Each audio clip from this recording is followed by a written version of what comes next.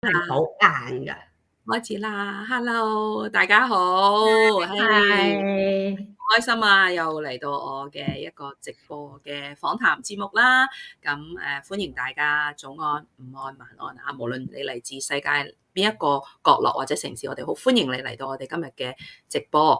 咁我哋今日直播好開心啦，邀請到我另外3位 business partner，佢哋都嚟自唔同嘅地方啦。Cindy 嚟自多倫多。Linda 嚟自加州，同埋已經嚟自麻省嘅。咁我喺我哋今日直播之前，我先自我介紹一下先。嗱，我係嚟自加拿大溫哥華嘅 Anita，我有2個青春期嘅男仔啦。跟住我之前自己經營過一間琴行20幾年，咁2年前就開始咗我個網絡創業嘅呢個旅程啦。而家係一個好開心嘅網絡創業導師。咁喺我哋開始我哋今日直播之前咧，我想邀請一下 Cindy 先自我介紹一下先，好嘛？好啊，好啊。Hi，大家好。我係 Cindy，我而家住緊多倫多，我有2個仔女，2個都讀緊大學。我自己咧係有做一份全職嘅工廠嘅工作，做咗10幾年啦。就係因為呢個工作咧好辛苦，所以咧我1年半之前咧，我加入呢個網絡事業，所以咧我而家都喺一個好開心嘅網絡創業好嘅，係啊，好開心。好，下一位我想邀請 Linda。係，大家好，我嚟自美國加州嘅。我係從舊年咧，我加入呢個行業嘅，即係未做網絡創業之前咧，我係做緊餐飲管理嘅，即係喺一間上市公司做嘢，即係做廚房管理係一個好複雜，好多嘢有做嘅。差唔多每日咧工作時間係差唔多10幾個鐘，14個鐘係好正常嘅，所以自己嘅時間係好少噶，冇時間去即係打理家務都冇時間噶，得閒淨係想瞓覺，所以呢種生活咧幾年落嚟咧，即係身體又唔得啦，人太過疲啊，跟住就成日想掛住。有冇可以輕鬆啲嘅？因為年紀大噶嘛，真係熬唔住嘅。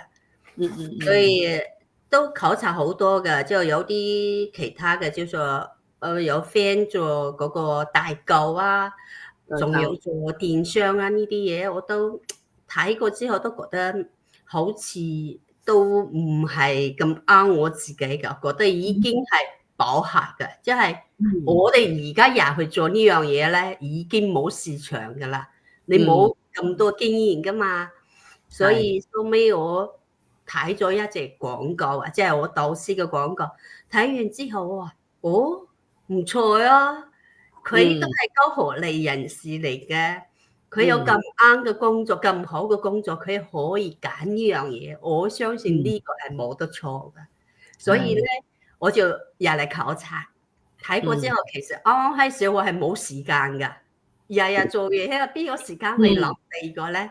後尾我覺得唔得嘅，因為我假如唔做選擇嘅話，我永遠都唔可以邁出呢一步嘅。冇錯，冇錯。係啊，後尾就係我話啱啱好我嘅仔咧又翻加州求學噶嘛，跟住我話 OK，我哋全家去加州啦。咁樣我話我離開呢個工作環境，有可能可以令到我做一個新嘅決定嘅。所以咁樣咧，我就全家搬咗呢邊嚟，完全重新開始。1年時間俾我感覺，我真係完全變咗嘅。我以前咧，即係日日淨係可以睇到嘅係乜嘢？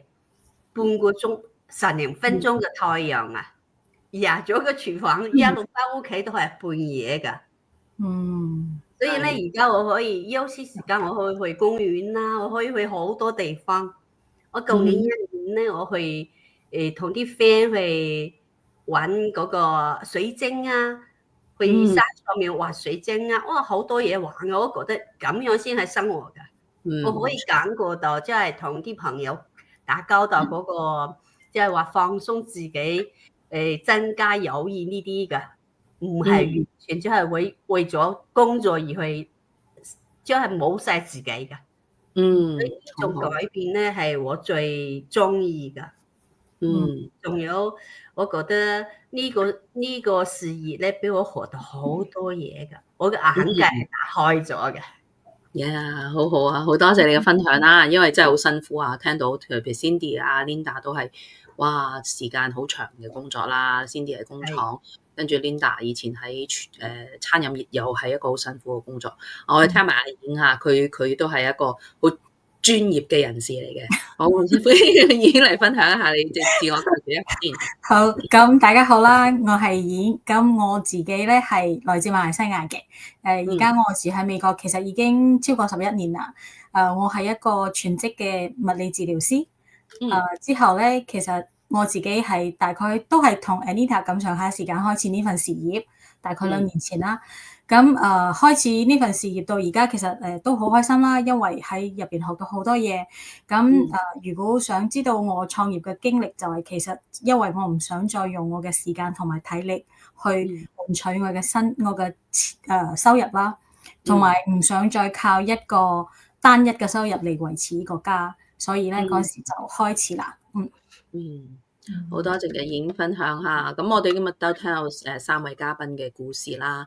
咁其實大家都有提到啦，我哋都唔想再用時間去換金錢呢個概念。咁其實我哋今日嘅主題咧，特別好想講下，咩係自動化系統，同埋佢點樣幫我哋去節省時間，令到我哋更加聰明嘅工作，讓我哋有更多嘅時間去陪伴屋企人啊，同埋心愛嘅人嘅。咁好，我哋嚟到我哋今日嘅主題部分啦。我想邀請阿 Linda 先分享一下你譬如你覺得咩係自動化系統啦？你平時有冇點樣使用呢個自動化系統幫你節省時間嚟營運呢一個嘅網絡事業咧？好啊，唔該晒你俾我呢個機會啊。其實咧，即係我哋以前做嘢咧，即係每日咧，即係話做 sales 咧，每日發 post 啊。然後咧，就係又回覆啲信息俾啲客啊，跟住又去追蹤啲客啊，咁樣咧成日好忙噶。咁你多啲客戶喺度咧，你就好似成日打仗咁噶。其實好多傳統嘅生意都係咁做噶，但係而家咧，即係已經有咗好多新嘅方法，即係話利用 AI 人工智能咧，有一套咧就係系統化。咁樣幫我哋做管理，我哋可以好輕鬆嘅去完成呢啲，你又有重複做呢啲嘢㗎。即係點講咧？即係簡單啲講嘅話咧，網絡自動化就係要個系統幫我哋做嘢。咁我哋可以將我哋經歷咧做更多嘅市場開發啊，或者係話做更多嘅即係享受生活都得㗎，係嘛？就好似我而家我最大嘅改變就係話，我將我從每日重複嘅管理工作入邊解脫出嚟，由 AI 系統幫我做呢個市場嘅管理，幫我做市場嘅開發同埋追蹤啲客，咁我會有更多嘅時間嚟陪伴我嘅家人啦，享受生活。所以我覺得呢個咧係我哋想改變嘅主要嘅，就係從繁重嘅勞動工作當中解脫出嚟嘅。咁即係我哋用自動化嘅話，你一次過寫好啲內容啊，俾成啲客 post 咧，系統可以幫我哋確定好你最好嘅時間，幫我哋去發出去，就唔使我哋日日隔住個手機去 set 呢啲 post。仲有咧，AI 系統又可以跟住啲客人去俾我哋嘅信息咧，即係回答佢哋個問題㗎。因為唔使我哋自己去打字啊，有可能甚至去漏咗啲信息唔記得發嘅，但系統可以幫我哋做到呢所有嘅問題。仲有佢可以幫我哋咧去根據啲客嘅需求，佢哋興趣去解決所有嘅問題，即係話快啲資訊俾佢哋啊，甚至咧有時咧我哋。好似今日係萬聖節嚟嘅，係咪？你寫咗一個之後，佢可以自動發送啲祝福俾啲客嘅。所以我哋咧就可以同啲客咧慢慢建立起一種信任同埋一種就比較融洽嘅關係咯。順住呢個時間去發展咧，就有可能揾到我哋真正嘅有共同需求嘅事業夥伴。而我哋最終即係通過呢個事業，我1年嚟嘅學習啊，我覺得我哋要做嘅唯一嘅事就係傳遞我哋呢個事業嘅價值，同埋咧通過我哋呢個傳遞咧，我哋可以同啲陌生嘅朋友建立起一個真正嘅即係話咧連結啦。喺發展嘅過程中咧，我哋可以成為好朋友嘅。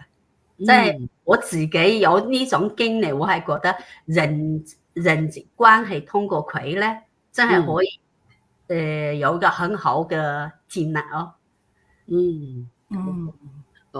好多謝 Linda 嘅分享啦，因為我覺得真係頭先 Linda 都講咗有好多嘅重點啦。咁其實我哋呢個創業平台其中一個好大嘅優點就係夠自動化。基本上頭先 Linda 講嗰啲好複雜嘅流程啊，包括你客戶嘅篩選啊，去到回覆客戶啊，其實我哋個系統，我哋成個平台咧，可以話好多繁瑣嘅工作，可以話80%啦，都係自動化系統幫我哋去跟進去做啊，變咗真係慳咗我哋好多時間。咁同你頭先之前分享話，你探索過一啲嘅，譬如 Amazon 啊、電商啊，甚至做嗰啲傳銷啊、直銷嘅工作，其實好唔一樣嘅。因為我哋而家有一套嘅自動化系統，只要我哋學識點樣去運用佢嘅時候咧，其實你用起嚟之後，你會發覺，咦，你真係可以好多嘢頭先 Linda 有提到啦，有 AI 工具啦，係咪？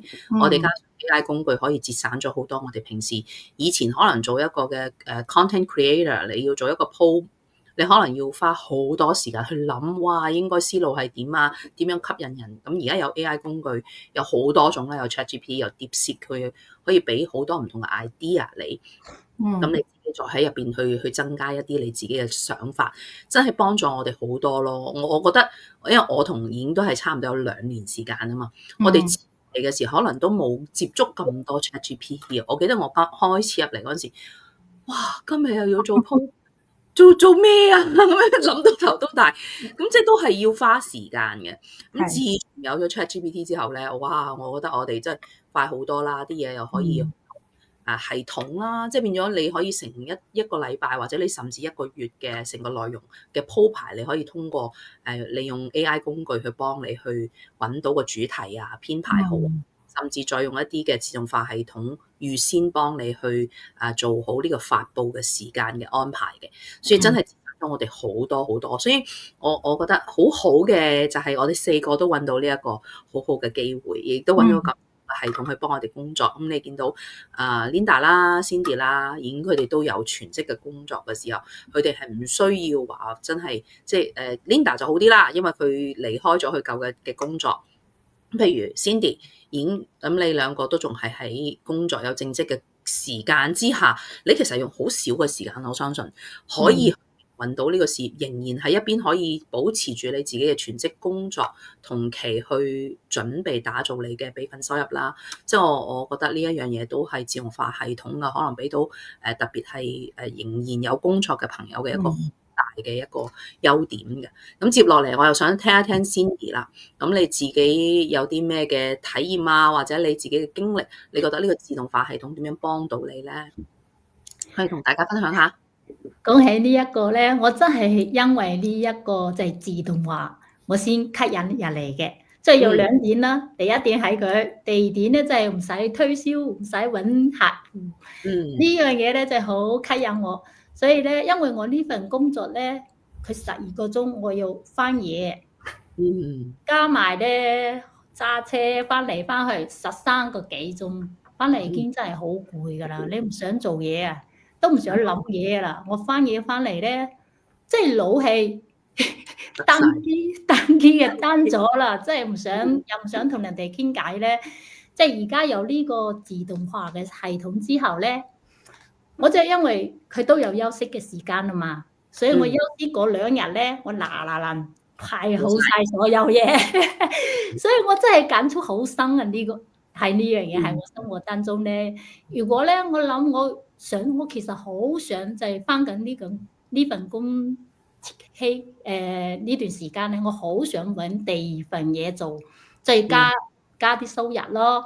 但係冇一份即係事業家唔好理係其他嘅工咧，即係可以做到呢一點咯。即係我係同時做埋呢份工，又可以做第二份工，但係咧先係佢啦。所以咧，我係唔好理啦。即使我自己咩都唔識過，我就係咩都唔識過，電腦又唔識用喎。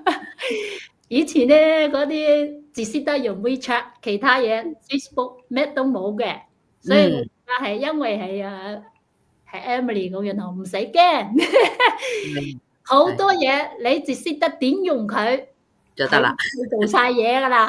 我話咁呢樣嘢好喎，所以咧我就係咁樣啦。雖然咧之前咧我都要嘥時間去學呢個 AI 系統係點樣做，但係咧你可以識咗呢樣嘢之後咧，其他嘢佢幫你做晒，好似你 Anita 話齋，佢幫你做咗80%嘅嘢啊。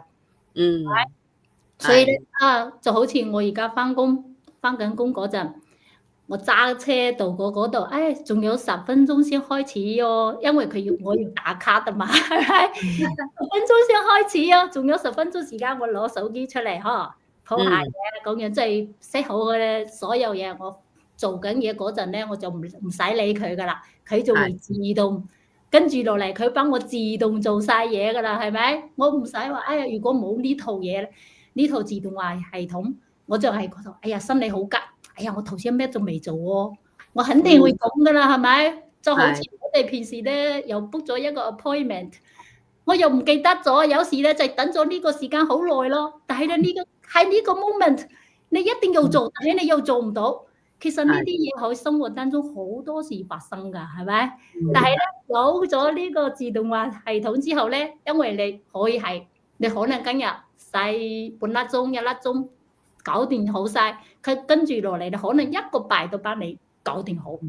所以呢個嘢我真係覺得，除咗佢，我真係揾唔到第二樣嘢可以喺我生命當中，真係可以做到我以後。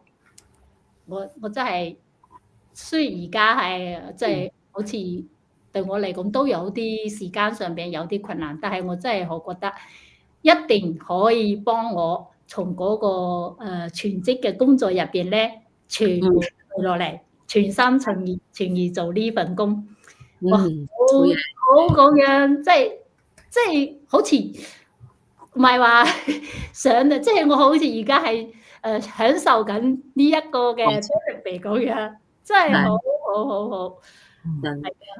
係啊，好多謝 Cindy 分享啦。其實頭先你提到話你又唔識電腦啊，好多嘢都唔識啊，連Facebook 都冇啊，咁其實我哋呢個事業咧就真係好似我哋所講嘅，係俾一啲冇經驗，就算你係電腦嘅小白，你就算從來都冇Facebook account 都唔係一個問題咯，因為我哋其實連我哋個培訓系統，我哋嘅 training 都係可以自動化嘅，即係你唔需要我固定今日呢個時間一定要喺呢一個 training 裏邊去真係 attend 一啲。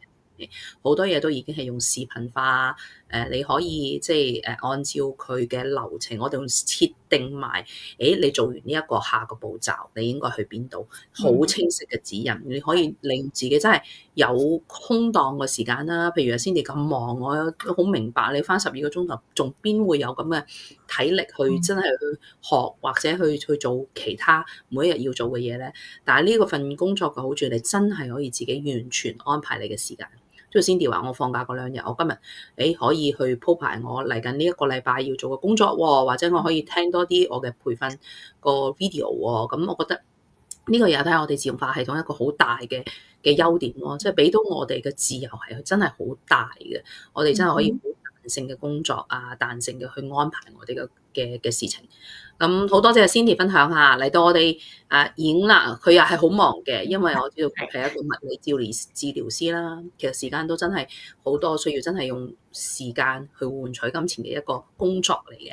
咁我想有聽一聽你自己嘅體驗啦。你覺得呢個自動化系統點樣幫到你咧？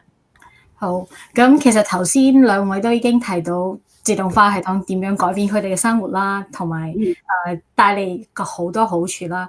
咁其實我想講嘅就係，其實自動化系統咧已經係而家網上事業上面一個好主要嘅命脈。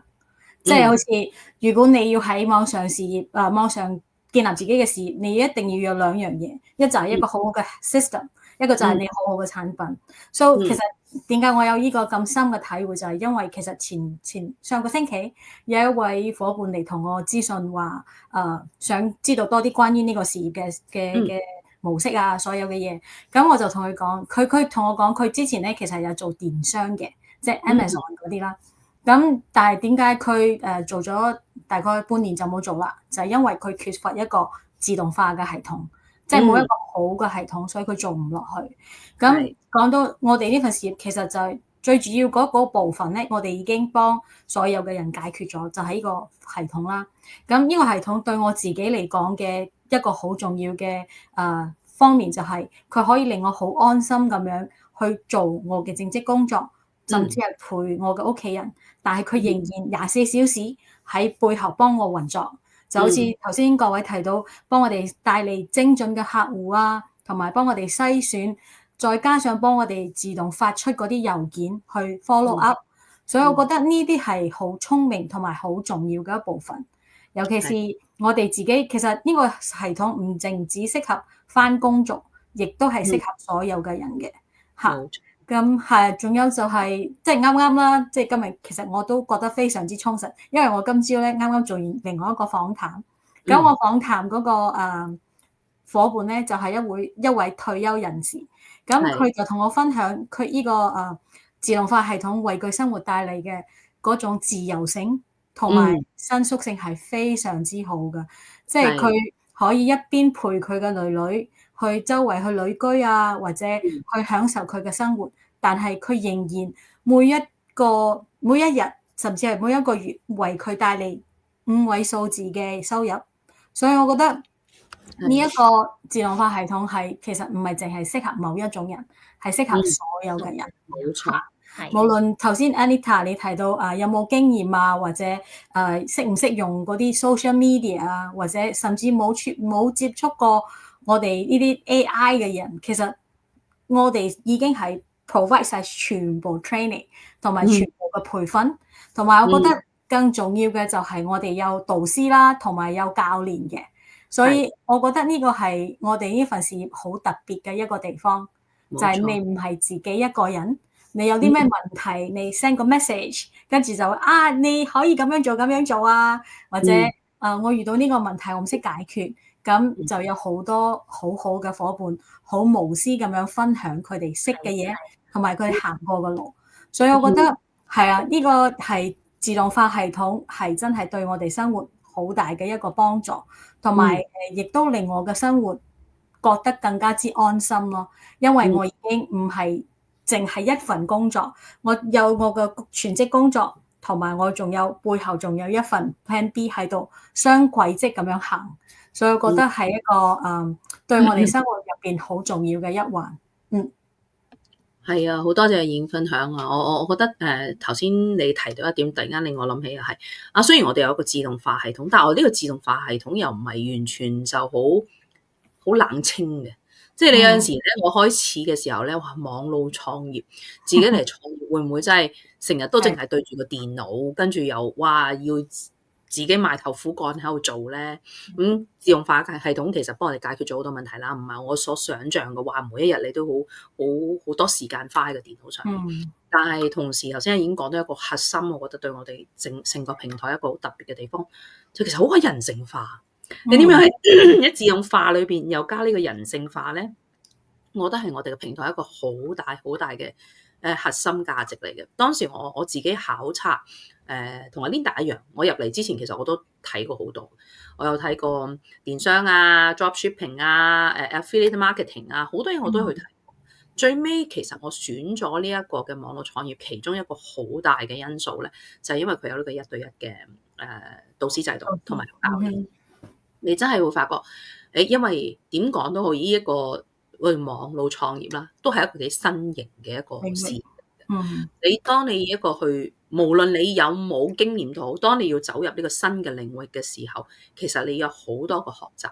當時其實我去睇有一啲課程類嘅嘢咧，我都覺得其實真係好多嘢學嘅喎。你而家網上你真係好多嘅自動化嘅嘢，你俾錢佢就有視頻啊，即係好多真係 lecture base 或者係教學性嘅嘢，佢都可以通過自動化系統俾到你。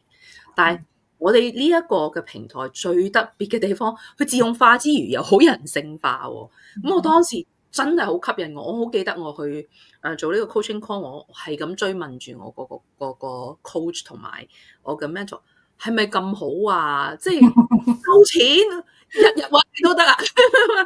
真係唔收錢，你 anytime 有問題，聽唔係你導師，你有啲咩需要，我哋都會幫助你。哇！嗰陣時話，哇，真係執到啊！邊度執到好嘅感覺啊？因為我知道其他嘅，譬如你 lecture 或者你學嗰啲 online courses 咧，佢俾咗呢個譬如視頻你額外要提問咧，你係需要付費嘅。每一個付費嘅電話係講緊100蚊一個鐘頭美金。所以佢當時同我講，我都半信半疑，有冇咁好啊？係咪我日日揾你都得㗎？冇問題。你因為即係我哋呢個平台嘅優點就係我哋呢一個1對1導師嘅指導。咁當時其實令到我選擇呢個創業嘅平台，其實一個好重要嘅因素就係頭先阿演講嘅。雖然佢有自動化系統，但係佢又好人性化，佢可以有人帶住你手把手嘅去幫你，將呢個系統複製。即係我覺得系統演講得好好，系統係好重要嘅。我哋呢個平台已經有一個經過好多人驗證，過去8年成功創業嘅人，佢都利用同一個系統去成功創業。但係你點樣複製呢？你複製嘅過程當中，你加咗人性化嘅部分，令到我哋其實每一個新手嘅伙伴，好似阿 Cindy 咁話，我連 Facebook 都冇嘅喎，咁又唔識用電腦嘅。包括我自己 business partner， 佢入嚟之前話我電腦都冇嘅喎。咁但係點樣可以喺呢個系統化嘅教學當中，又加上呢個人性化嘅帶領咧？其實真係一個我哋呢個創業平台一個好大嘅優點。咁真係好好啦。最尾啦，我其實好想聽下大家咧，或者每一個嘉賓咧，你有冇一個建議俾我哋嘅今日喺度睇到我哋呢個視頻嘅觀眾，或者已經開始先啦。好，咁其實我每一次想同大家講嘅嘢，基本上都係同一個，就係咧，唔好等啦，因為咧，其實你建立一份事業，你係需要時間嘅，唔好等到真你自己需要嗰陣時候先開始，因為嗰時已經太遲㗎啦。所以就好似我同 Anita 啦，即係我相信我哋都係有一段時間要去經歷，要去學習啦，同埋你要慢慢去令到自己成熟。同埋有呢個能力去可以真 run 呢個 business 嗰時候咧，咁嗰陣時你先至會可以真為你嘅生活帶嚟改變。所以咧，如果你係等到屋企或者經濟上出現咗問題，你先至嚟開始咧，其實係救唔到噶。即係好似我哋廣東話咪有一句遠水救唔到近火，係咪？所以我覺得係咯，冇等咯，最好嘅開始時候就係而家，同埋當一樣新嘅領域開始嗰時候，就係好似我哋呢份網絡事業，其實喺我哋嘅中國人市場佔有嘅只不過係都唔到1%，所以而家咧其實係一個最好嘅開始嘅時機。同埋如果你越早開始，咁你建立得起嚟，當你成熟可以跑嗰陣時候，人哋先至啱啱入嚟。所以我覺得呢個時候時機係好重要㗎。冇錯。同埋最後一句咧，就係你嘅生活其實唔會貿貿然咁自己變好㗎，係一定要你自己作出改變，去踏出你嘅舒適圈，咁你先至會有唔同嘅結果。好好嘅建議嚇。咁下一位我邀請 Cindy 啦 ，Cindy。我覺得咧，即係你開始，如果你認同一樣嘢咧，你唔好喺嗰度諗好多，即係唔好去問你自己嘅屋企人太多意見。你一問太多意見咧，佢哋好多都係負面嘅俾你啦，因為佢好似好關心你啊，你係咪會俾人哋呃又好，係咪上邊有好多係即係 scam 嗰啲，即係其實咧你要聽自己心嘅聲音，係咪？所以你因為有考察呢個149嘅呢一個步驟啦嘛，係咪？你可以隨時唔做，所以你先考察先，再做決定。所以咧，你行出第一步，我覺得係好緊要嘅，即係冇聽出邊嘅聲太多，聽自己嘅聲。冇錯。好多謝 Cindy 一個好寶貴嘅建議嚇。Linda 咧，咁我覺得嘅話，即係好似而家呢個時代咧，已經唔同晒之前噶啦。因為 AI 技能咧，而家係越嚟越快噶，佢更新嘅速度係好快。我哋咧，假如即係話留意下咧，而家我可以睇到嗰啲蘋果啊，係有 Google 啊，每一年即係話卡嗰啲員工咧係幾千咁卡噶。呢啲大公司咧，隨時都可以裁員咯。佢哋裁員嘅過程中咧，佢生產更高級嘅 AI 出嚟嘅，取代我哋嘅工作機會。咁我覺得而家我哋作為即係一個家庭嘅支柱嚟講嘅話，應該俾自己多啲機會。我哋日日睇手機，即係刷嗰啲視頻嘅，睇人哋點去玩 AI。但係我哋轉個思維去諗，我哋可唔可以唔玩 AI， 利用 AI 同我哋揾錢呢？因為我哋真係唔知聽日可唔可以返到工㗎。因為每一間公司佢老細嘅意願咧係增加公司嘅最大利潤。AI 佢又唔使食飯，佢又唔使休息，佢又唔使生病請假嘅。但係我哋人係有呢啲需求㗎。所以我哋競爭，即係我哋生存競爭嘅對手唔係人嚟㗎。我們要同 AI 競爭生存嘅空間。所以我覺得而家 AI 啱啱開始發展，我哋又學識點去用它，利用佢幫我哋去揾更廣闊嘅生存空間。呢個係我成日諗嘅問題。我唔係覺得我呢份工唔得可以轉嗰份工，其實我哋轉邊份工，我哋空間都係好少。而家咧，往後係我哋感覺係越嚟越窄嘅。所以我係覺得俾新朋友一個思考吧，即係話而家我哋往後嘅發展，我哋係點去同嗰個睇唔到嘅競爭對手去分享呢個社會資源咯。應該咁講嘛？係，好啱，好啱。係啊，大家都有非常之好嘅建議啦。咁我綜合一下啦。其實我覺得我好欣賞阿 Linda 頭先所講到一點嘅，即係佢比較有遠見啊，即係前瞻之見。你要早啲已經係 prepare 定啲。其實呢個 AI 嘅轉變係一定噶啦，大家都見到個趨勢，因為都聽到有啲人究竟點啊，又好抗拒。其實我覺得係冇得抗拒，因為就算你話你點抗拒，唔想用嗰啲 chatbot。但係你每一日其實你都係用緊唔同嘅 AI 工具嘅，包括你上網去訂個餐，你都係用緊 AI 工具。所以其實係冇得逃避嘅一個現實。而頭先 Linda 俾嘅非常好嘅建議就係，我哋要即係喺呢個時代，我哋要跟住呢個時代嚟走，唔好落後咯。你應該係點樣學識利用呢個 AI 工具，so that你唔會俾淘汰。當時會俾淘汰嘅人就係一啲你又唔識用，但係你嘅工作又可以俾 AI 取代嘅人，真係會被淘汰嘅。咁我哋即係好希望嘅就係我哋而家喺呢一個前期 AI 啱啱叫做開始發展嘅前期，我哋能夠學識點樣去利用佢。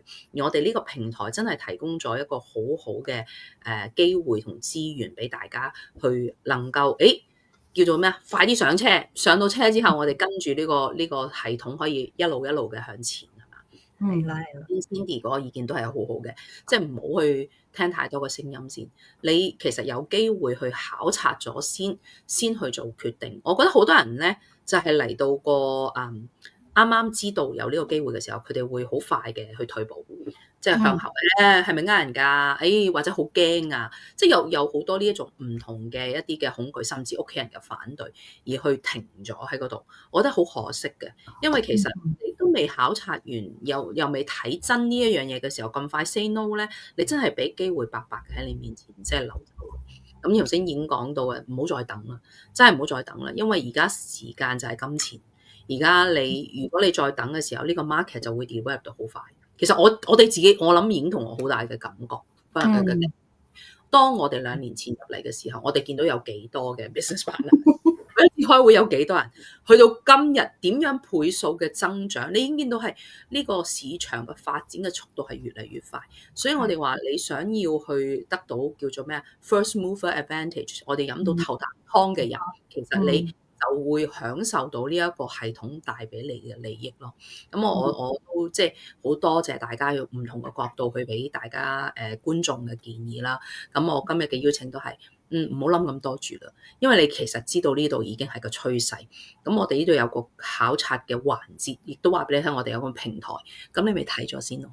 你唔需要 say yes 嘅，而家你不如睇下先啦。但係你連睇都唔睇就 say no， 我就覺得好可惜。大家啦，都可以真係進入到我哋嘅149嘅環節啦。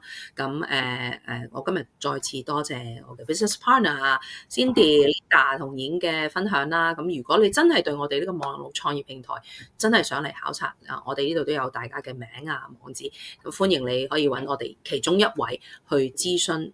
我哋都會將我哋嘅說明會嘅視頻發俾你，咁你做第一步嘅去了解咁樣咯。咁好開心可以通過呢個機會同大家分享到呢一個嘅創業平台，亦都好開心同我哋 business partner 去即係有呢個討論啦。